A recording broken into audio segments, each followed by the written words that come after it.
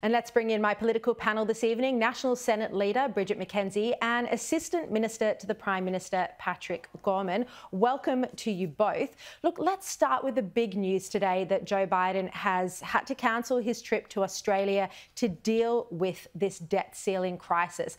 I don't want to ask about your disappointment that the Quad has been cancelled, but I want to ask you about what this means if the US doesn't reach an agreement to raise the debt ceiling.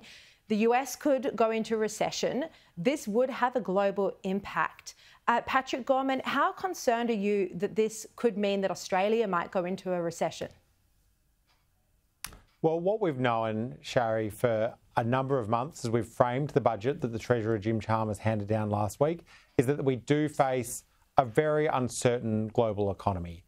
This is just the latest sign in a range of signs that things are precarious, and we've kept that in mind as we've framed our budget for our economic circumstances here in Australia. Now, I don't want to prejudge where the US Congress will land on their decisions around their debt ceiling, but I think it's obviously the appropriate decision for the US President to be there to make sure that he can be in those negotiations. Here in Australia, we are fortunate to have a well-regulated banking sector, so we haven't seen some of the challenges that we've seen in the United States. We are fortunate to have a strong export economy, and I come from the great resources state of Western Australia, which has obviously seen us through both the COVID pandemic and other economic shocks in recent times. We've got the fortunate outcome that we have lower interest rates than the United States and quite strong employment, which we saw again in the budget figures that were released last Tuesday. So our circumstances are different, but... Well, yeah, let's bring in Bridget McKenzie on this now. I mean, our circumstances are different, but the fact remains that, you know, we're in a global economic climate here. And if the Democrats and the Republicans can't reach an agreement to raise the debt ceiling, and it's coming down to the wire, there's some warnings that from the 1st of June, the US government could run out of money.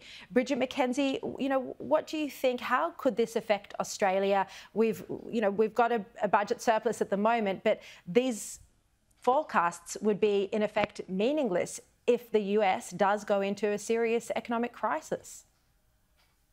Yeah, Sharri, I think you have hit the nail on the head. The President having to head home for those urgent talks are critical, not just for the United States economy, but indeed Western economies more broadly.